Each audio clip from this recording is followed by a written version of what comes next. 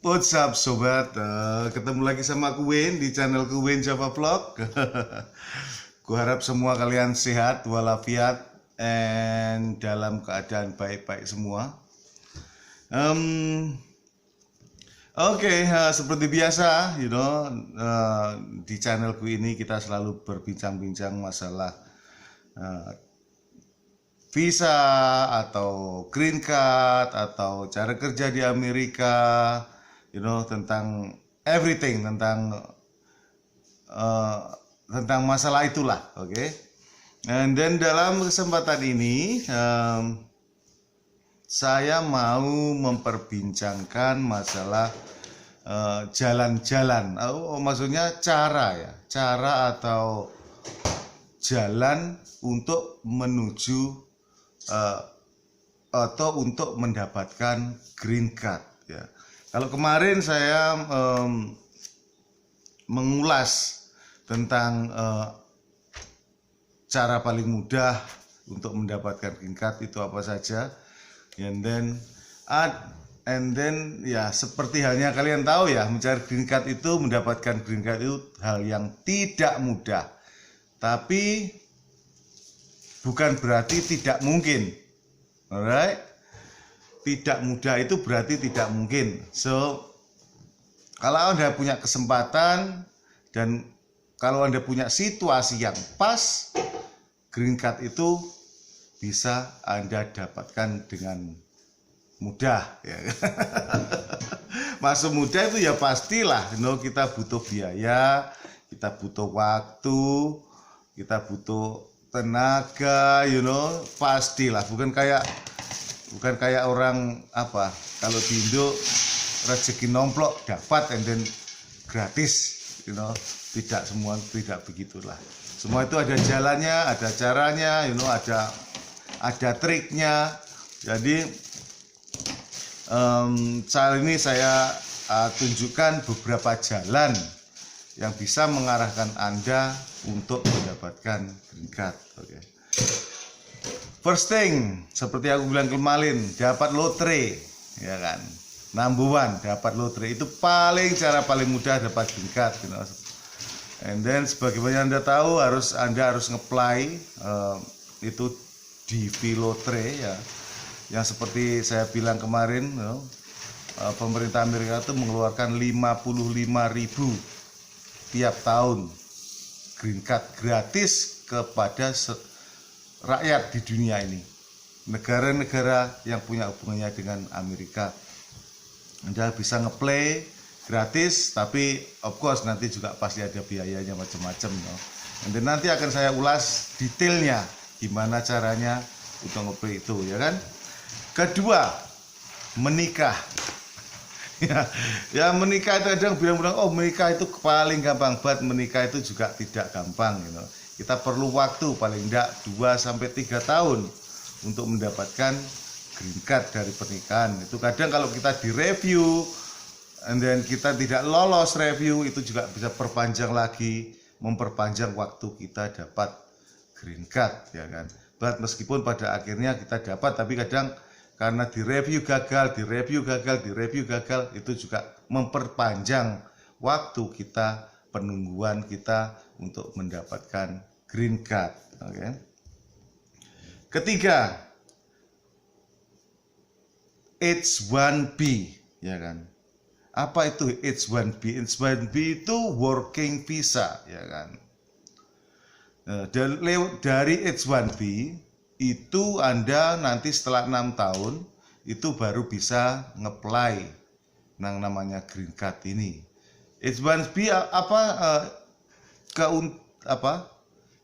H1B itu apa? H1B itu visa yang dikeluarkan oleh pemerintah karena kita disponsori oleh perusahaan-perusahaan tertentu yang membutuhkan tenaga kerja kita. Ini paling tidak kita punya lulusan sarjana atau yang setara, dan kita punya skill yang berbeda. Skill di mana orang-orang Amerika sendiri tidak ada atau jarang orang-orang di Amerika bisa mempunyai ini skill, jadi mereka meng-hiring kita untuk bekerja di perusahaan mereka. Itu singkat katanya ya kan. Itu nanti saya bikin video lagi untuk detailnya. Jadi ini singkat katanya begitu ya kan. Terus yang keempat, student, kita lewat student visa ya atau college ya kan. Itu berkelanjutan juga. Oke. Kalau kita bisa sampai lulus di sini, and then kita bisa juga di hiring, dan nanti setelah itu kita bisa ngurus namanya H1B visa. Itu kelanjutannya dari student visa Anda juga bisa ngurus green card pada akhirnya. Oke. Terus lagi transfer perusahaan. Ya, sistemnya transfer perusahaan ini juga sepertinya kayak H1B itu tadi, ya kan. Kalau kita bekerja di perusahaan Amerika di Indo, and then kita ditransfer ke Amerika atau ditransfer ke Amerika, and then dari situ of course kita harus tinggal paling tidak 6 tahun di Amerika, and then kita bisa ngurus memperpanjang atau mulai mengurus green card begitu juga. Oke, aku bilang ke berapa lah dari. Oke, yang seterusnya ada lagi lewat investment. Alright. Jadi kita jadi investor ke Amerika ya. Tapi ya lewat investor ini juga maksud saya tidak gampang, karena apa? Namanya investor, kita butuh uang paling minimal 500.000 US untuk invest. Sorry kalau kemarin saya bilang ya, aku bilang mungkin keliru waktu itu, aku bilang 50.000. No, aku maksudkan itu 500.000 US. Semakin banyak uang yang Anda investkan, itu semakin bagus. Maksudnya ya sebenarnya hanya Anda punya perusahaan, Anda paling tidak punya beberapa employee, beberapa karyawan untuk bisa hal ini. And then Anda bisa pindah ke Amerika dengan uang itu, dengan uang investor itu.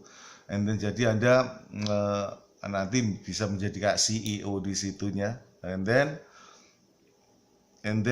Anda bisa tinggal dan ngurus green card dari situ. Secara detail saya nanti akan juga saya bikinkan video secara detailnya. But ini hal yang jarang ya, mungkin sangat jarang bagi orang-orang Indo ya untuk mendapatkan green card di Amerika, karena tahu 500.000 itu uang yang tidak sedikit, itu sekitar mungkin ya 7 miliar atau something ya kan. So itu seharga rumah. Seharga rumah kayak ya rumah seharga rumah begitulah harga investornya itu ya kan. And then ada lagi namanya achiever ya. So lewat achiever itu maksudnya misalkan Anda, contohnya Albert Einstein ya, itu achiever ya kan. Dia tuh pandai di bidangnya. Akhirnya oleh pemerintah Amerika itu di hiring, didatangkan ke Amerika karena kepandaiannya. Ya pasti akan mereka di hiring, digunakan untuk bekerja di perusahaan-perusahaan Amerika tertentu yang yang membutuhkan kepandaiannya itu. Begitu juga. Jadi namanya achiever itu atau pemenang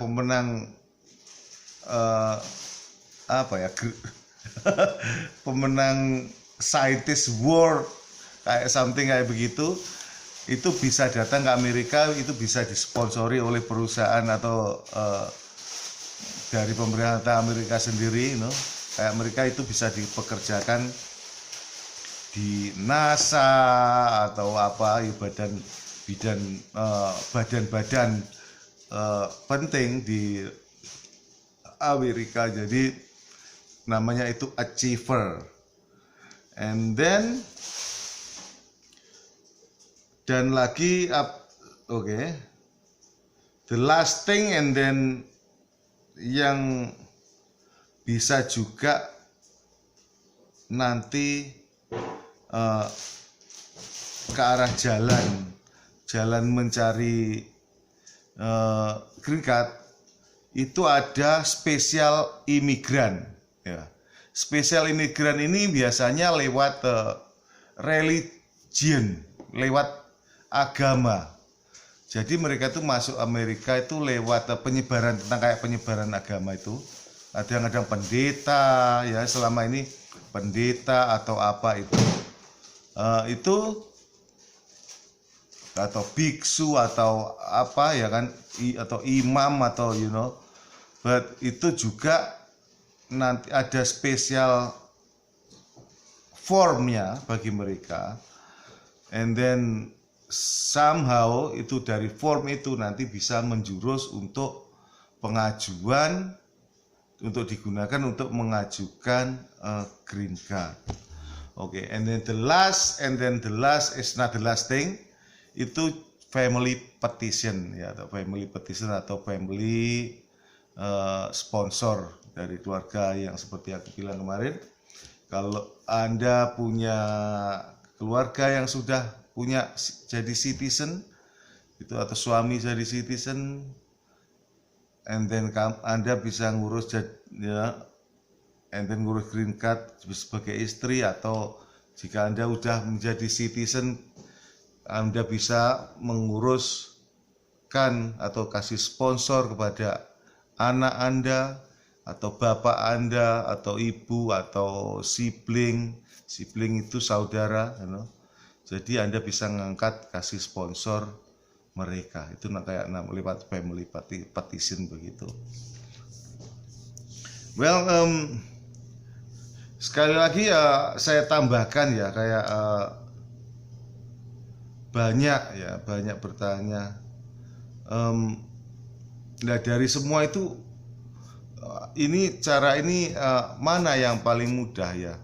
Well, ini tergantung kepada situasi ya, situasi dan keadaan Anda masing-masing ya kan. Karena makanya ada beberapa cara, ada beberapa cara di sini, jadi keadaan satu orang dengan orang lain itu berbeda,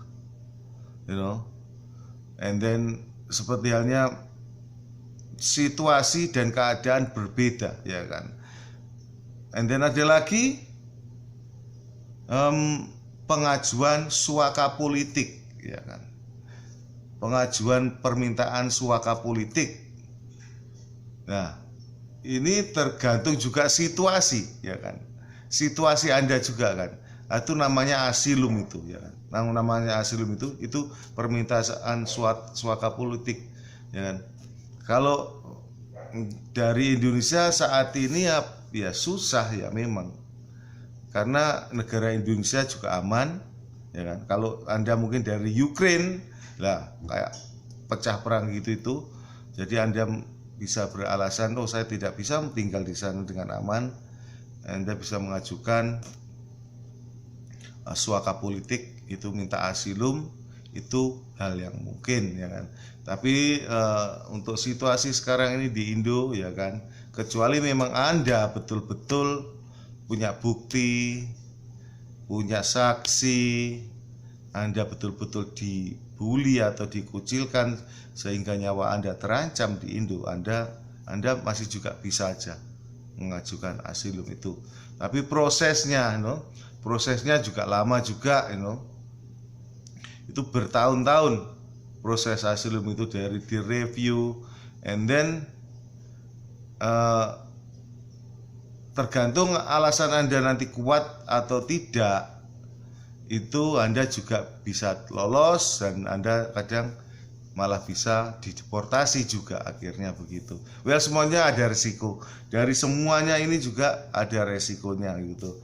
Jadi semua pengajuan green card itu meski Anda lewat lawyer atau tidak lewat lawyer itu ada resikonya, ya kan? Begitu. Resiko dan waktu dan biaya itu pasti. Nah, itu makanya tidak gampang. Aku bilang tidak gampang. Dan tidak gampang berarti tidak mungkin. Alright, well, cukup di sini dulu aja penjelasan saya. Kiranya ada pertanyaan dari teman-teman, tolong go ahead tulis di bawah.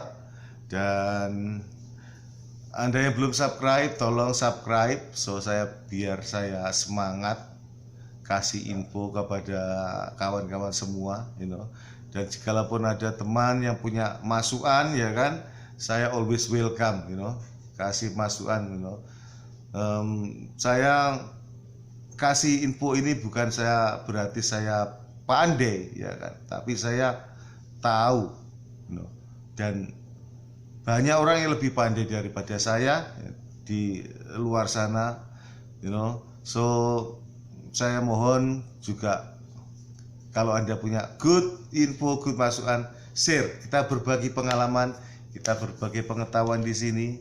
So kita share, kita bisa bermanfaat bagi semuanya yang melihat ini video. Dan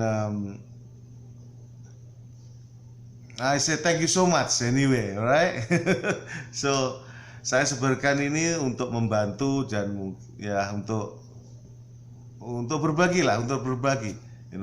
untuk berbagi kepada teman-teman, Semoga aja bisa diambil hikmahnya, dari banyak pengetahuan, dari banyak info yang ada, So inilah salah satunya yang saya berikan, saya gembar-gemburkan di sini. Oke, anyway, sobat, terima kasih atas waktunya telah menonton video saya ini, dan saya ucapkan have a nice day, bye bye.